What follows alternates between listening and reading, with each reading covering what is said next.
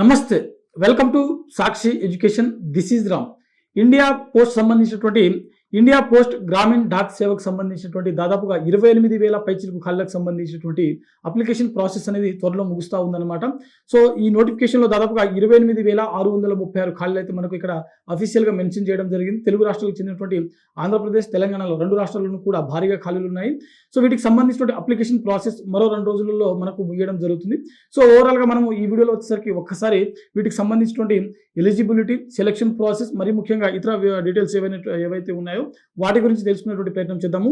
ముందుగా ఈ వీడియోని చూస్తున్నటువంటి ప్రతి ఒక్కరు కూడా ఈ వీడియోని తప్పకుండా లైక్ చేయండి. అలాగే మీరు ఇంకా సాక్షి ఎడ్యుకేషన్ యూట్యూబ్ ఛానల్ని సబ్స్క్రైబ్ చేసుకోకపోతే ఇప్పుడే సబ్స్క్రైబ్ చేసుకోండి.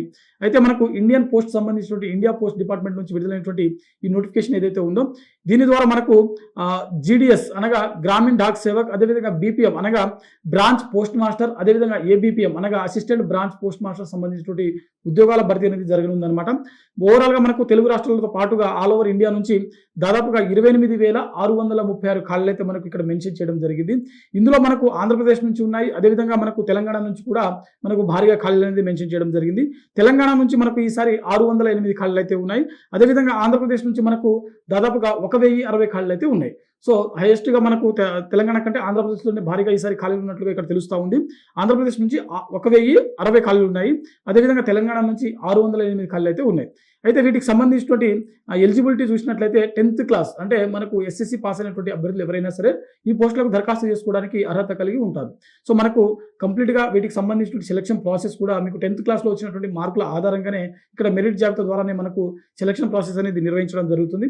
సో ప్రత్యేకంగా వీటికి ఎలాంటి ఎగ్జామ్స్ అనేది కండక్ట్ చేయరు. సో మీకు 10th వచ్చినటువంటి మార్క్స్ ఏవైతే ఉన్నాయో ఫర్ ఎగ్జాంపుల్ మీరు ఒక లొకేషన్లో మీకు సంబంధించిన వేకెన్సీకి మీరు దరఖాస్తు చేసుకున్నట్లయితే ఆ లొకేషన్లో ఎన్ని అప్లికేషన్స్ వచ్చాయని చూస్తారు. ఆ తర్వాత మీకు దరఖాస్తులలో వచ్చినటువంటి అభ్యర్థులు ఎవరైతే ఉన్నారో వారందరికీ వచ్చినటువంటి 10th క్లాస్ మార్కుల ఆధారంగా ఎవరికి హైయెస్ట్ మార్క్స్ ఉంటుందో వారిని ఇక్కడ ఎంపిక అనేది అంటే ఆ పోస్ట్కి సెలెక్ట్ చేయడం జరుగుతుంది. ఒకవేళ సేమ్ మార్క్స్ వచ్చినటువంటి అభ్యర్థులు ఉన్నట్లయితే వారిలో ఏజ్ ఎక్కువ ఉన్నటువంటి అభ్యర్థులు ఎవరైతే ఉంటారో వారికి ప్రియారిటీ ఇస్తారు. ఒకవేళ ఏజ్ కూడా సేమ్ ఉన్నట్లయితే వారి యొక్క ఇనిషియల్ అంటే మనకు నేమ్స్ ఏవైతే ఉంటాయో సో ఆల్ఫాబెట్ ప్రకారం A to Z వరకు ఉన్నటువంటి ఫర్ ఎగ్జాంపుల్ ఏ తోటి అజయ్ అనుకోండి, ఫర్ ఎగ్జాంపుల్ ఒక నేము. అదేవిధంగా వేరే పర్సన్ డి అనుకోండి, అంటే వేరే డి పేరుతో తయారైనటువంటి నేమ్ ఉన్నటువంటి అభ్యర్థులు అనుకోండి. సో డి కంటే ఏ ఉన్నటువంటి అభ్యర్థికి ఫస్ట్ ప్రియారిటీ ఇచ్చేటువంటి అవకాశం ఉంటుంది. ఓవరాల్గా ఫస్ట్ మీ యొక్క మార్క్స్ అనేది చూస్తారు. ఒకవేళ సేమ్ ఉన్నటువంటి అభ్యర్థులు ఉన్నట్లయితే మార్క్స్ తర్వాత మీ యొక్క ఏజ్ లిమిట్ చూస్తారు. ఒకవేళ ఏజ్ కూడా సేమ్ ఉన్నట్లయితే ఆ తర్వాత మీ యొక్క నేమ్ అనేది ఆల్ఫాబెట్ ఆర్డర్లో ప్రకారం చూడడం అనేది ఇక్కడ జరుగుతుంది అనమాట. ఓవరాల్గా మెరిట్ జాబితా అనేది ఈ విధంగా తయారు చేయడం జరుగుతుంది.